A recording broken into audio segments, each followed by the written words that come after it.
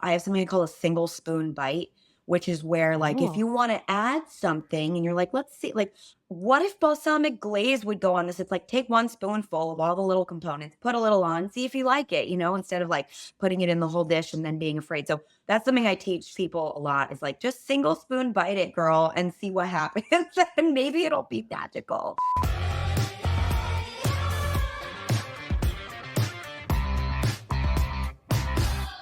Welcome back to Sprung on Food, an interview-based show where the overall topic of conversation is food. I'm your host, Kae Sprung. This season, I'm talking to food content creators, and my next guest is Micole Rondinone of The Kitchen by Micole. Let's get into the show.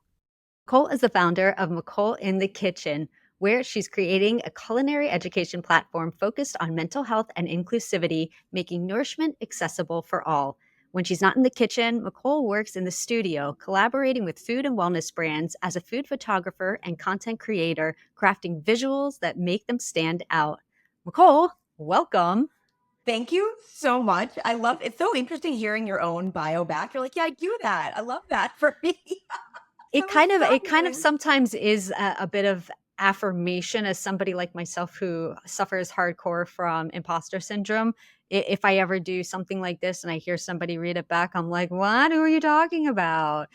So it can be reaffirming, and you do that. So it's very all of your work is very impressive, and I can't wait to dive in and discuss it further. But first, you create these things called lazy delicious meals. If you were to create right now a lazy delicious meal that you would be eating until the end of time, what would it be? I think the best go-to lazy delicious meal is a pasta with like an emulsified butter sauce that's just like parmesan and butter and starchy pasta water and then add anything you have. Like it's always like a cherry tomato, a sun gold tomato, and it's just so simple and it always hits. And you can make it with very few things that you'll always have on hand. So I feel like it would be that. It's like a Oh, trusty standby. fabulous. Yeah, it sounds like a meal you might have made once or twice before. Just But once or twice. yeah. Oh, but that's such a good staple too, right? And the thing about pasta is you can really just have you can have it in your pantry, in your cupboard, and just get at it when you need to. This, I don't know if this is a weird question or if people will yell at me from the sidelines and be like, "How could you not think this?" But can dry pasta like that? I know you should probably eat it sooner than later, but does it have? I mean, does it expire? Like, That is such a funny question. I've never heard of pasta expiring. However, I have had once many years ago pantry moths. So pantry moths can come in the pantry goods you buy at your store and they're not like dangerous, but it can be like a little unfortunate to find like moths and like baby moth worms in your pasta. So things can happen. Things can go awry. And especially in a New York apartment where you don't have that much space, it can be like a little traumatizing. But there are ways to get rid of them. Do not fret. And I will I always store the things I get it. First of all, when you bring the things home from the store, you want to check that there's no holes in the box or the rice bag or the packaging. And then when I take like if I open a box and don't eat the whole box of pasta, I put it in a plastic bag or like in a jar if you're like a sustainable girly. That's your best. mm.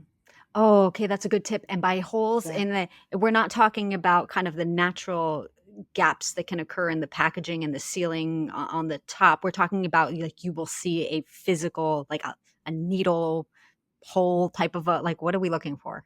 Like Yeah, like obviously if no gaping holes, clearly, but no gaping holes, but like yeah, you don't want to see the package that's been like ripped open or like a corner looks like it was like not sort of the natural rules in the packaging, but like it would be like an obvious sort of like tear or like the package looks damaged. okay. So inspect everything that you get before like don't pretend that you're on the show Supermarket Sweep and just throw it in your cart. Correct. Check it out, see what Check you're it out. And even I have moments where I forget, but I think again, maybe this is like a New York thing where in New York sometimes you go into a bodega, you don't know how long something's been sitting on a shelf versus like if you're in Walmart, maybe there's like a little more comfort of like they're like regular I don't know, I don't shop at Walmart, but like they're regularly clearing out their stock. I don't know. Things I don't know as a New Yorker. we have a lot of other stores here that I feel like are doing pretty good on, quality assurance, but even still, Yes. you never know. You just don't Some know. Yeah, so be your own detective, inspect your packaging. It's a great tip, and then you won't have any weird moth pasta worms, and you'll be able to keep it in there until the end of time. It's great. Until the end of time. These lazy, delicious meals, I love it for so many different reasons. One, the accessibility, the simplicity, and the fact that something does not have to be 100% scratch made for it to be great or impressive or just satisfy being able to make a nice meal for yourself. Yeah. Where did the inspiration to Mm. offer this little series come from? Oh my God, I love this question. So, my background is that I grew up learning how to cook from a mother who is very much an intuitive cook without having, like, without knowing it. She just throws everything in the kitchen sink and checks in on flavor, constantly just tasting, tasting, tasting. What does it need? And then I ended up in a different career, but then went to culinary school. And so I have also culinary training. And since going to culinary school, I really learned and figured out for myself that what makes a meal really satiating and delicious and enjoyable isn't necessarily that it's the best technique or that it's all made from scratch, but that it tastes good. So when you're really focusing on flavor, you can take shortcuts. There's ways to add really big, amazing, incredible flavor that are shortcuts or that are really simple that don't require a lot of ingredients. And I had this thought process at the end of last year, like if I had a TV show, if I had a cooking show, what would it be called? And I was like Lazy Delicious because that's how I cook. I want it to be kind of lazy and easy, but I want it to be really delicious. So I just had this fun idea to inspire people to take it less seriously, to have fun, not feel like it has to be about complex technique and 100 ingredients. And sometimes I look at recipes online and there's like 50 ingredients and I'm just like, I don't have time for this. I don't have time for this. So simple, simple. And I certainly don't understand how the home cook or the person who is intimidated to cook in the first place would have the confidence to try something like that out. So this approach makes it that much more accessible and less scary because cooking Yeah. can be so intimidating to so many people. Yes. And so I think it's fabulous that you kind of dispel that. You just mentioned that you had a former life. You worked as a talent agent for 10 years. Is that correct?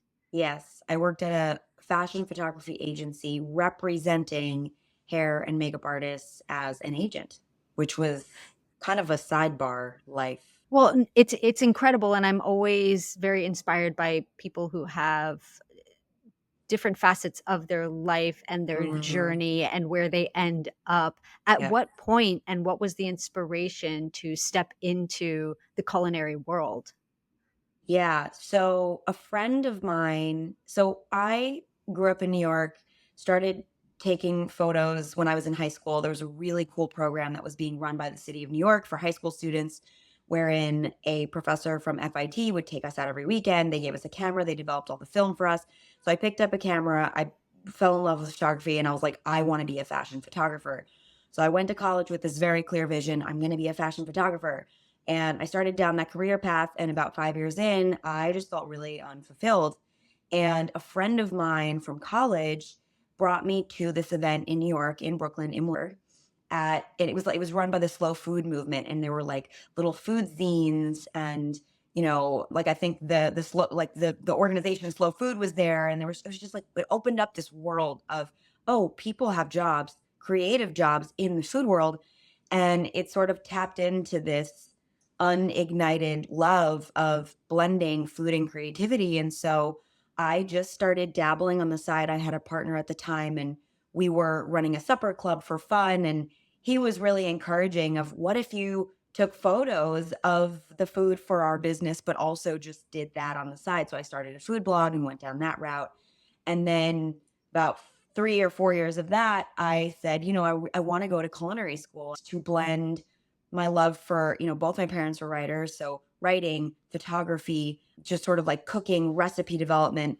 And I was at the beginning of food blogging being a thing and Instagram and influencer. So yeah, I just decided to take the camera and change gears. And and the rest is history. It's so amazing. And I think that a lot of times too, with certain creative fields and just visual mediums in general, there's sometimes a really great overlap. And then how amazing is it too that that new arena that you entered into also coincided with your photography business too? Because I think a lot of times photography is its own craft and its own skill set, of course. But how amazing is it to also have that added layer of you have the culinary training and side behind it? So, do you? You would know no different, I'm sure, but do you think that that adds a kind of, no pun intended, but a different lens on when you Is it are photographing food and the way that you relate to setting up a scene? Are you thinking about it from also a culinary perspective? Do you shut that part off? How do you kind of facilitate that? such an incredible question? And yes, there's no way for me to turn off one side. I feel like it enhances and increases my love for food, the delicacy of, the dish, the delicateness of an ingredient. Like, I feel like I get really tapped into that. And it's so different than shooting people because people laugh and they talk to you. Food photography is different because the food is just there. So it's bringing that to life and seeing the vision of a plate or the movement of a plate or, the movement of the shapes on the table. And I found so much joy in still life. And I think it also allows me when I'm working with chefs or people who run CPG brands to really understand the value of, let's say, the quality that they've put into the actual product and the process that it took to make it from a culinary standpoint. So I think it's been a great investment. And there were a lot of people that when you're changing careers, they're like, you're going to spend how much on what thing? Like, what? But you're like, I don't know. I think it's the right choice. So in hindsight, it it was such a worthy investment because it was just like allowed me to really have the language of this passion and feel confident in crafting things for other people and like being that creative conduit. So yeah, absolutely.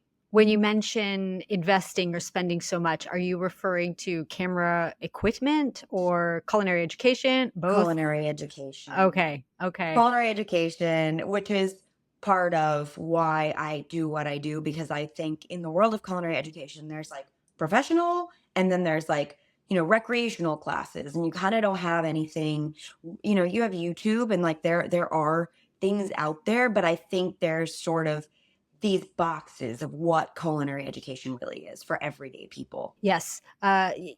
Yeah, there are a lot of people who I myself am self-taught. So I went to Mhm. university of both YouTube and trial and error and got my degree there. But absolutely there, but I have since gone to professional development Mm, classes with top elite professionals in the space. mhm. My specialty is pastry, and they're really, you can never stop learning. You can You never can stop learning. never You can stop never learning. stop getting introduced to new techniques. But what I will say is, I am a very tactile learner. So for me, I Mm, really do appreciate that aspect of it, being in the physical space and having somebody right mhm. there that you can ask a question or you can look at what you're making with them and troubleshoot Yes, right then and there. yes, So it kind of mitigates some of that, uh, not stress, but mhm. it just facilitates for a little bit of a faster process sometimes because Yeah, you're not going to a million different videos, and sometimes you don't know the credibility of the video that you're no, watching necessarily. So you kind of have yes. to just do your research and Mhm. trust the source as best as you can. Looking back, are you pleased with the decision of having gone to culinary school though? Very pleased, very pleased. I loved it. I loved every second of it, and it was for me going to work and then from sneaking out at 5 o'clock because I was supposed to be there till like 7 because if you work in fashions, like you're working 5, and then going to school from 5 to 10 p.m. and then getting from Soho back to Brooklyn. Oh, you were doing them both at the same I time. was doing both at the same time, and that was Oh, kinda how I knew I loved it. Like, if I can go and do this thing and not get home and be resentful and exhausted and wanna go back and do it again, I probably like it enough to have the grit and the resilience to stick with it. So, it tested my love for it and my commitment to it. So, yeah, I'm so glad I did it. Also, I have to say, I'm just impressed by anyone who does pastry, because for me, pastry is like a whole other it's an art and it's a science that is different in a lot of ways than cooking. So bravo to you. oh, well, thank you. But it's I think it's maybe a slight personality thing too. I can only speak for Mm, myself in my deduction of this logic, but I think you have to be on a level. You could be a rebel in some facets of your life, but I think at your core you have to be like a rule follower because it doesn't allow for like total flexibility and freedom. You have to you've got to do the thing. You've got to measure, you've got to pay attention. It's I always make the analogy to music that mhm. pastry is classical and cooking is jazz, where it's so freeing. You can Wow. riff, you can stop, you can taste, you can adjust. Like baking, you put that in the oven and you hope for the best. It's like M&M, you've got one shot, you put it in there, that's it. And like, Madam. and Yes, so yes, and so yes. you have to set yourself up for success Mhm. with the best of that. You got to get a digital scale. Big Yep. big proponent of a digital scale. Whereas with cooking, that's not, I mean, correct me if I'm wrong, but that's not really, Yeah. like, necessary. You can No. eyeball a lot of things. Yeah. You could do it like a handful. There we go. Yep.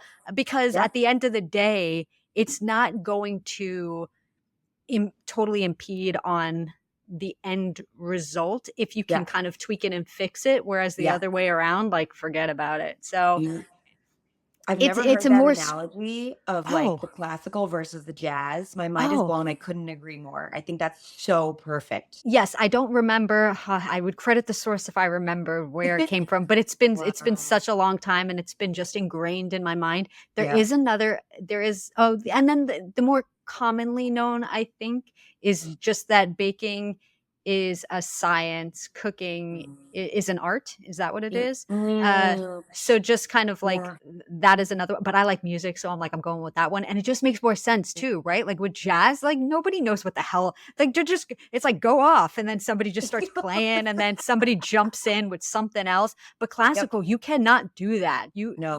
No, no, no. People would be very upset if that all of a sudden was somebody just started playing a solo. Like no, Yeah. cool. Maybe that should be a social experiment. But Yeah. as I'm far into as I it. know right now, that's not the case. Yep. But I will say that there is absolutely something to be said about cooking and where I feel like me personally, and that's why too, as a consumer, I appreciate some of your content so much is because it does make it so approachable and freeing where it can be such an intimidating thing. And so for me personally, I'll have, maybe 5 like rock solid dishes in my arsenal that I can like always go to and feel really good about. And then Yep. sometimes my mind doesn't allow itself to free up enough to really Mm. think like, "Hey girl, give it a go. Like see what happens and just try this or like try that." And so I think that being able to kind of break free from that and allow yourself to play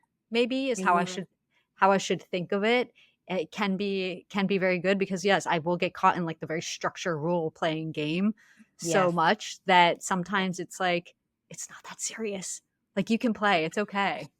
Yes. I was having a conversation with one of my closest friends this weekend, and she's like, I have trauma around messing it up. Oh. And I was like, why? And she was like, well, growing up, there was this fear of messing it up and throwing food away and food waste. And this is why the work that I do is so often less about, you're scared to go off the recipe just because you're scared of messing it up. It's like, but why are you scared of messing it up? Which is why so much of the work that I do is about uncovering things in our relationship, personal, historical, and emotional, to food and cooking and our body and all of that. And yeah, just having fun with it and not being afraid. That is the beauty of cooking, is that so frequently you can fix it if something goes wrong. Like obviously if it's burned to a crisp, maybe Sure. not. But there are so many things where you can just tweak the flavor, use this to balance that. And the only way you develop that skill is by making mistakes and playing and saying, okay, that wasn't the best dinner I had. Like, it was salvageable, but it wasn't great. But then you're probably not going to make that mistake again because you learned. So I really encourage people to like be less afraid, take some risks. I have something I call a single spoon bite, which is where like if Oh. you want to add something and you're like, let's see, like, what if balsamic glaze would go on this? It's like take one spoonful of all the little components, put a little on, see if you like it, instead of like putting it in the whole dish and then being afraid. So that's something I teach people a lot is like just single spoon bite it, girl, and see what happens. And maybe it'll be magical. Maybe it'll Ah, be you magical. coined these phrases too, like these Micolisms. Like I love them because Mm. they're so digestible and Mm. relatable. Like, yeah, it's not. Oh man, yeah. More people need to all get tapped into these mentalities because yeah, it does. Sometimes it doesn't really have to be that serious.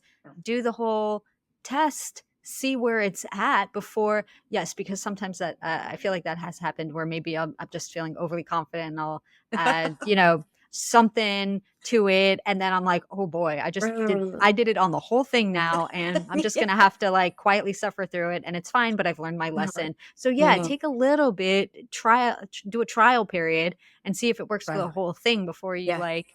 It's full of analogies today, but maybe love it. from the form of fashion world, this will you know connect. What is it? Measure twice, cut once. Measure Like twice, cut once. like try it out, Right out. then you can go crazy with Then it you can go, yep. before just being like, I cut it without measuring, and then you're like, I Exactly. hate the result. Hate it. Uh, Yeah.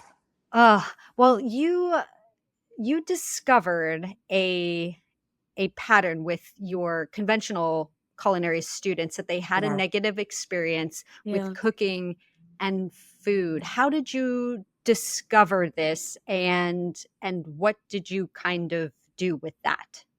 So after I went to culinary school, it was 2019, 2020, I got this incredible experience to work with a female chef, Adriana Urbina, who is Venezuelan, like 3-time shop champion. She took me under her wing. I had no real professional experience, but she was like, come be a sous chef for me. So I was working with her, and then the pandemic hit, and I had to figure out what to do. So I pivoted to online cooking classes, which is why that's sort of important. And I was just teaching cooking classes, very sort of typical, like, you're going to learn this recipe. We're going to learn how to make, eggs Benedict or what have you. And I found that so many of the people who were in the classes were coming in with this like different mentalities. Number one, fear of messing it up. Number two, a lot of sort of diet culture inflected talk like, oh, well, this is a treat. This is a guilty pleasure. Like, I wouldn't, a lot of that language around food. And then, oh, before the class even started, I'm a terrible cook. You don't even want to watch my camera, or people that just wouldn't talk. And I was like, wow, people have this really kind of fraught relationship with food and cooking, and it was very rare that someone came in and was just like open to learning and was like, let's see how it goes. Or was like, yeah, I think I'm a pretty good cook.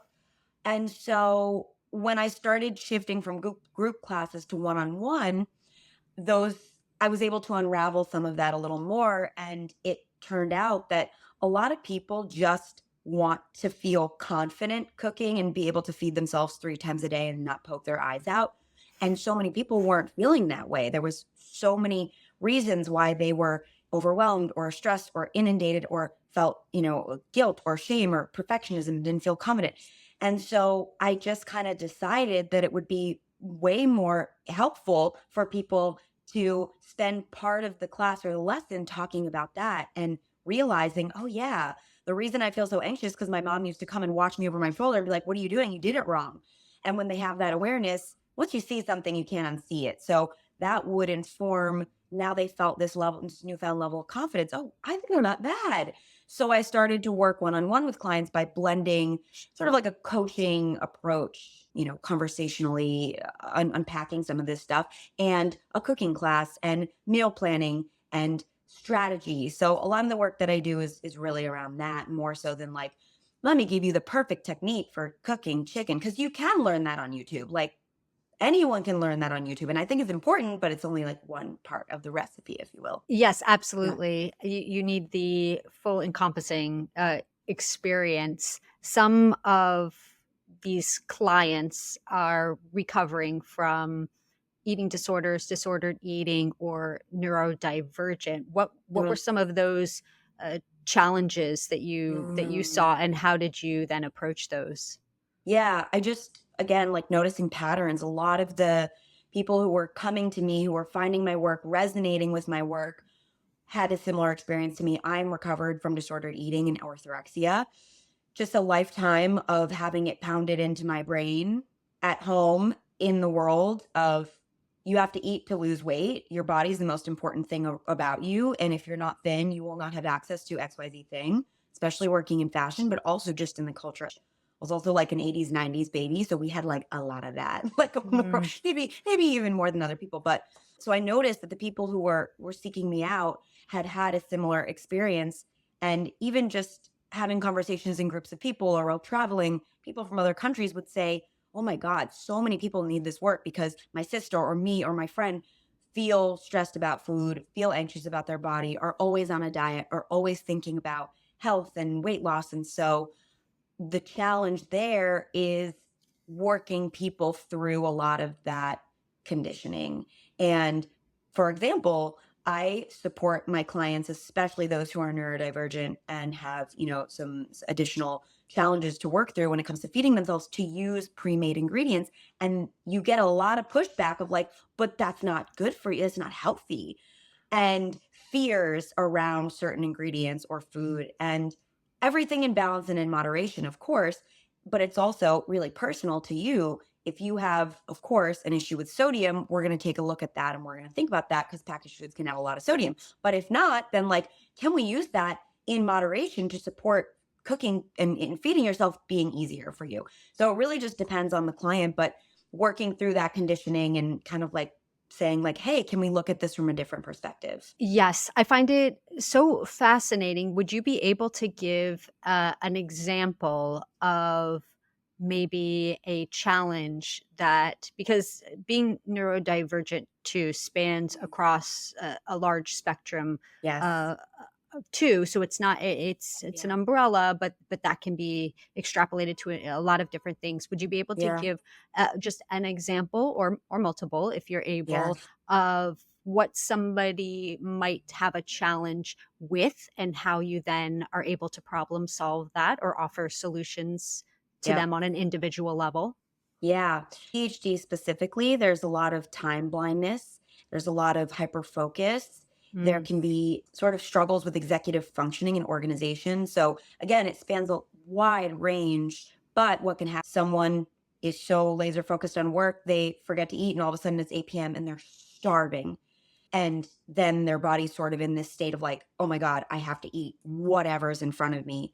And Mhm. there is a woman, I want to say, I think her name's Rebecca King, and she's a nutritionist, and she's done a lot of research around the correlation between people who have ADHD and binge eating disorder. And, people with binge eating disorder, there's a lot of shame, but it's like, but if we can find a way for you to eat more consistently throughout the day and work at time blindness to allow you to be able to do that, that can really help you in the long run. So little things like that.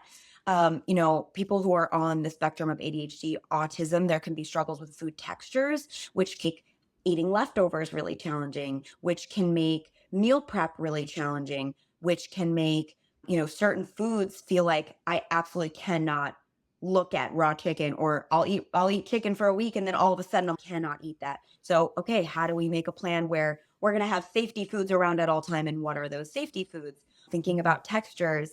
And then, I think just from a mental health perspective too, people who come to me and are on, let's say, meds for ADHD or other, and loss of appetite. Okay, how are we going to work against that? So there's just so many little things that can happen across that spectrum that are personalized. And it's about, how do we make this accessible for you? How do we just focus on, like, for so many of my clients, it's like the goal actually isn't cooking. It's like, how do I get you to eat more? How are we going to get you to eat and be nourished? And what are the strategies for that? Yes, and that's such an interesting discovery, I think, too, because people could look at it from a very objective view of you need to learn how to cook. And you're right, that approach may work for some people, but that's not the solution. It's deeper than that.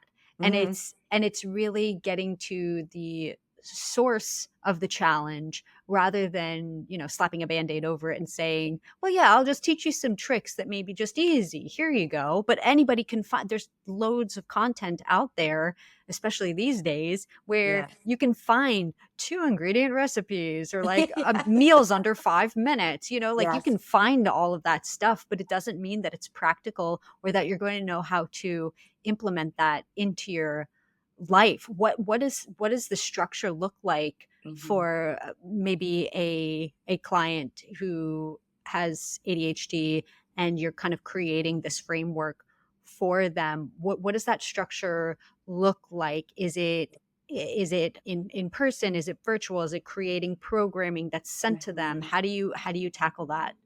Yeah, I also just wanted to say something you said that is so important is that there's this onslaught now, especially of like recipe content and meal ideas and Pinterest and Instagram and TikTok, and that harms a lot of people more than it helps. Hmm. So part of the work that I do, I work with people in person and virtual, and the program is really catered to each person. So I'll use an intake form to ask a series of questions in order for me to have and even through just like an intake form that takes you 30 minutes to fill out, I can kind of gather like, okay, here are the real pain points. So it's meeting with a person in person or online to have tactical solutions and systems. So if someone struggles with executive functioning and they're just really overwhelmed, it's like, how do we simplify from like when you walk into your kitchen, I want the things that you need to cook to be in one place. I don't want you shopping at 3 stores. I want you shopping at one. And I will literally, for one client, I was like, I will make you a grocery cart that you can use on Instacart that you just hit order again. And you can swap protein for protein, for green, vegetable for vegetable. So you don't have to have all of that, brain power in order to just order groceries. So it really can be as specific and granular as that. And, all the way to, okay, if you're ADHD and you struggle with time blindness, how are we going to set an alarm? How are we going to break up, a cue like, no, it's time to stop. Now you need to eat because your body isn't going to give you that cue. And, a lot of people I work with, ADHDers, but other people too, it's like workaholism, perfectionism, which is kind of baked into our culture. So there's that dopamine hit of like you're locked into work. I know because I struggle with this. You're locked into work. You're so in the zone and it's giving you this like hit of like, I'm in it, I'm in it, I'm in it. 10 hours later or whatever, you haven't eaten a thing. So, how are we going to break that up? And what are you going to buy and have on hand that's going to be really easy to whip up so you don't feel like, oh, we'll have to stop for 40 minutes and make lunch? It's like, no, let's have things that take 15 minutes or 20 minutes. So, It's so brilliant, and I love the curation of the cart and being able to just swap things out, and it's doing a lot of the presumably heavy lifting for the person, or the thing that is the most challenging for them. Somebody else, they may yeah. find absolute delight in being able to curate their own Yes. ingredients or Yes. go to different grocery stores and peruse the aisles. But if Yep. that's somebody's pain point and that's not fun for them and there's Yeah. no enjoyment or they don't have time to do it or that's just Yes. not in their wheelhouse, being able how did you I'm just so fascinated by this. I love the psychology and the troubleshooting behind it all. Yeah. How did you figure some of these Mm, solution, even saying to somebody, okay, because somebody might say, well, that does make sense, but it makes sense now that you know it. But if you didn't know necessarily to do this before, yeah. how do you take this challenge that somebody has and find this unique I just find it so fascinating finding Mhm. this unique solution, whereas something, and I say this respectfully, so simple in curating, let's say, the cart, but Yep. to get there is the genius. So, Mhm. how, like, did you just intuitively do this on your own? It's so Yeah. fascinating to me. Thank you. It's life experiences. So, number one, one of my parents growing up is highly ADHD. So, I think I just grew up as a problem solver. It was like, okay, this thing has gone wrong. How do I very quickly get us to a place, have the resolution, and we can move forward? But also because I am neurodivergent, I've had to figure these things out for myself. Mm-hmm. I think my biggest journey of figuring that out was when I had my own business, because I started my business, everything was great. 2021, 2 years in, I burned out really hard because I just didn't have my own systems or tools for feeding myself. I wasn't eating enough. I was going into this work mode of like not eating for 8 hours. And I was like, this is not long term. Like, I need way better, simpler solutions. And so I started kind of problem solving for myself. And so I think those two things together of problem solving for myself and then saying like, hey, I'm actually really good at problem solving, which is something I do in my photography business as well. Like, you're on set, something goes wrong, the bagels didn't show up, it's shoot day, like, what do you do? It'll look like a cinnamon raisin bagel. So like, How do you problem make a plain solving. bagel look like a cinnamon raisin bagel? Well, Are you I are have, you at liberty to what divulge am your I, yeah, your exactly, what am secrets? I allowed to talk about? What I can say is that there's like moments of just like sheer luck and pure luck where you're like, oh my God, I actually have a small cinnamon raisin. I have a large cinnamon raisin bagel that I can make look like a small cinnamon bagel. So, sometimes just luck, sometimes just thinking on your feet. But I think problem solving is something I'm good at. I also think what makes me drawn to this work is that I am driven by compassion for others and just making people feel seen. And so one of the things that I get to do in my work is let someone have that moment of like, oh my God, I'm not alone, and kind of break through this shame of like, why do I struggle with this? And I'm glad that we're in an era where I think more people are talking about their neurodivergence and the things that make them different psychologically. But a lot of people that come to me of all ages are still sitting in so much shame around their inabilities around cooking, because we have this very mainstream ideas on what it means to feed yourself. So making people feel seen and compassion goes a long way. And so I feel like that's part of the toolbox too. Having that lived experience yourself then leads to a very authentic Mm, space of yeah. kind of practicing what you preach in a way. I know that doesn't completely translate to that, No. but having been there, done that, these are skills that you've picked up in your life, Yeah. and now you're able to apply them and help other people who don't have the solutions and don't know Yeah. what to do about this. And I think that that also translates really, really well into your content that you create on social media and a lot of your videos that are just so, I mean, I know we're meeting for the first time, but I feel like I know you because Mm, you just show up to me so authentic, so you, mm, and so real. Do you think that showing up in that way was just a natural choice or decision mm, to put your videos like that up on social media? mm. Yes and no. I think it's taken me, like, now I look back at videos I recorded 3 years ago. I'm like, oh my God, weird. So I feel like I've We become all have more. our cringe moments. We all Listen, have our like cringe. we all start somewhere and then we look back at earlier Yeah, stuff and we're like, ew, what? But that's human literally. evolution, all part of It's the a human evolution. process. Yes. Becoming more comfortable in front of the camera has allowed me to be more me.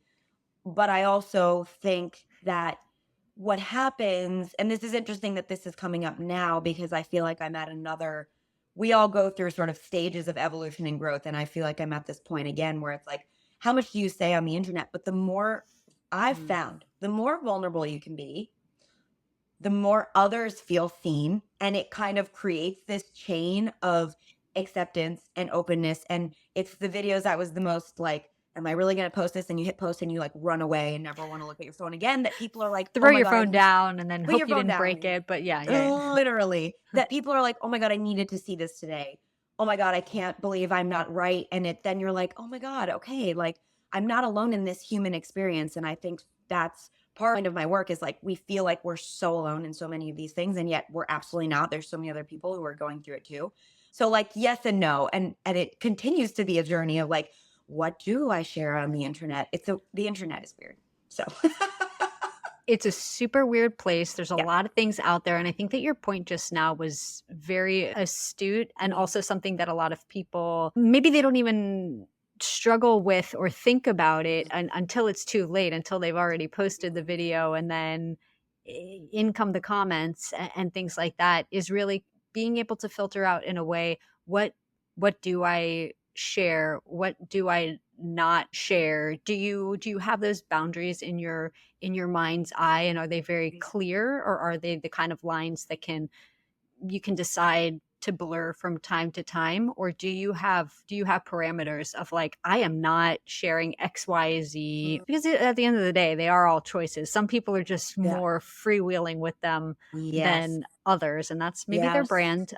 Me Yes. personally, not comfortable with that, but Yes. I think it's such a personal choice and it has to be a checking in with the gut. There's things that have happened in my life that I haven't shared about. There's things I have shared about. There's things I used to talk about more that I don't now. There's things I didn't used to talk about that I talk about now.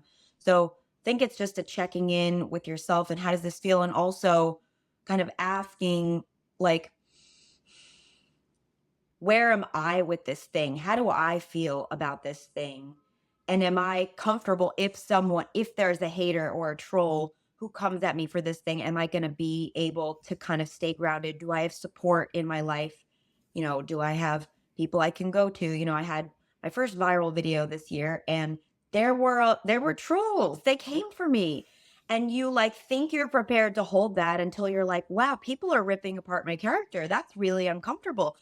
And what I was grateful for is like I have people in my life who I feel so deeply safe with to be like, hey, I just want to check in. I'm not like, that's not me. And they were like, no, no, you're good. It's okay. You're a great person. You are a great person. To reflect that back, to be like, all right, I'm okay. But it's true. Having some awareness and kind of some boundaries is really important for sure. and when that type of thing happens, where, because that's the thing too, right? Like, we cannot, if we have even if you don't have a public profile, there are ways to get around that where people can spread videos of yours and whatnot. Yeah, But if you absolutely. do have a public profile, there is no way to filter out what could No. potentially go viral. And there's Yeah. sometimes no real reason or cause for something to get traction Yep. right away. Yep. How do you deal with that, especially with Mm. comments? Do you turn them off at a certain point because you're just like, I just don't even want to hear from anybody who doesn't? Because what will happen is your community, your audience, your followers, however one wants to categorize them, all Yeah. the things, they're there. They know you. They're there for you. They're supporting you. But then a Yeah. video goes out there and it is into the dumpster fire that is social media. People who have never seen you a day in their life, Yep. they have no Yep. idea who you are. And Yep. then they take a 30-second video and will judge the hell out of it, even though they have no clue what's going on. And Yep. they just drop little bombs and then they're out Oh. and then they're going about their day into the basement to dwell and troll on other people. And how do you how does one, or how do you deal with something like that? I feel like compared to other content creators, I probably have such a limited scope of experience, but I had the frame of reference that I was able to come to was I am the leader in this space, not in a creepy culty way, but like this is my space. I set the values and the boundaries and the tone of this space. So the people who are here, I feel are looking to me to be like, I don't expect the people in my community to come and like defend me. So I'm like, how do I kind of set the example and what would I want to say to protect the people in the community? And, the video that went viral was about veganism. And so there was a lot about vegan or not vegan. And, Ah, you very, know, very divisive topic. Yes. who knew? Incredibly divisive. And so, I had to decide like, hey, there are people here who are struggling with disordered eating and eating disorder, and how may this impact them? And so, what do I feel as the person who's sort of like the moderator, if you will, of this space, maybe instead of leader, but like I'm moderating the space? How do I react from that place instead of like, I'm personally offended that this person thinks I don't care about animals because I have had like I'm like the biggest animal lover on the planet, but they don't know, they don't care. And instead of being like, I'm an animal lover, please believe me, it's like, let's set a boundary around like, hey, we're not this in this way because there are people here who could be really negatively impacted by that. And whether they choose to listen is out of my control. So I feel like that's the best way that I found to approach it because it's just kind of crummy, shitty. Yeah, there's a limited amount of things that you can really do. And I think that sometimes when you limit the fuel that you give to the fire, Yes. people will then just slowly go on about their lives, Yep. step away. Hopefully, that's what we Yep. that's what we Is aspire it for. me? when things are just like not in our control anymore. But I think that Yeah. you have been able to build such an amazing community Yeah. of people, and they're showing up for the value that Yes. you're bringing, which is so thoughtfully curated. If nothing else, the entertainment of the other videos, honestly, the way that you speak to people, it's so personal, and Oh. that really shines through. So Mhm. thank you for the work that you're doing there. Thank you. That was so beautiful. It was such a nice reflection. Thank you. I really appreciate that. Absolutely. How can people follow and support you? Plug away. Plug away The Kitchen by Micole with an Micole, on all platforms: Instagram, TikTok, YouTube, Facebook, and my website, thekitchenbymicole.com. And then my photo work is thestudioByMicole.com. And I haven't talked at large about it, but I work with CPG brands and hospitality and wellness photography, content creation, video creation. Yes, and that's me. Amazing. Micole, thank you so much for sharing your story and spending some time with me here today. Thank you so much. This has been such a treat. I had such a fantastic time. Thank you. Thanks for watching. You can find links and more info in the description below. Don't forget to give this video a thumbs up and subscribe to the channel if you haven't yet. See you next time.